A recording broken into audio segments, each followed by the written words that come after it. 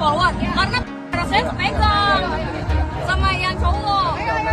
Poluan bernama Aibda Evi Saptaryani ditampar pendemo saat mengawal aksi unjuk rasa di depan Komisi Pemilihan Umum Menteng, Jakarta Pusat, Rabu 14 Desember 2022. Saat itu, Aibda Evi sedang mencoba menenangkan massa yang didominasi wanita yang sedang berunjuk rasa di KPU RI. Pelaku pemukulan diduga anggota Partai Prima yang sedang berdemo. Tak terima ditampar, Aibda Evi Saptaryani melaporkan peristiwa tersebut ke Polda Metro Jaya.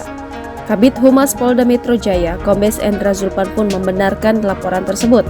Laporan itu diterima yang mana terlapor atas nama Ersa Elisa. Dalam laporannya, kata Zulpan, pemukulan terjadi ketika adanya aksi dorong antara peserta aksi dan pihak kepolisian. Aksi dorong karena ingin memaksa masuk ke dalam gedung KPU RI. Sang poluan berupaya menenangi peserta aksi yang didominasi wanita.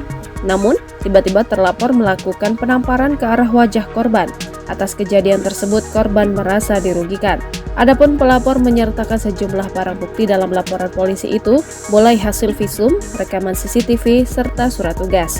Lebih lanjut, Zulpan mengatakan bahwa penyidik saat ini masih meneliti laporan yang dibuat oleh poluan tersebut.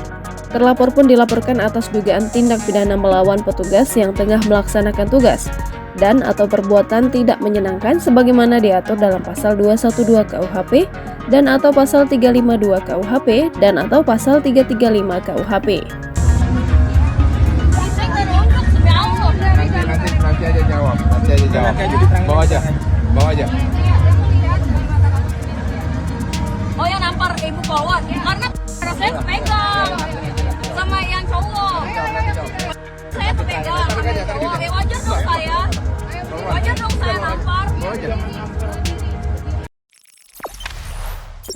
Jangan lupa subscribe, share, komen, dan like ya.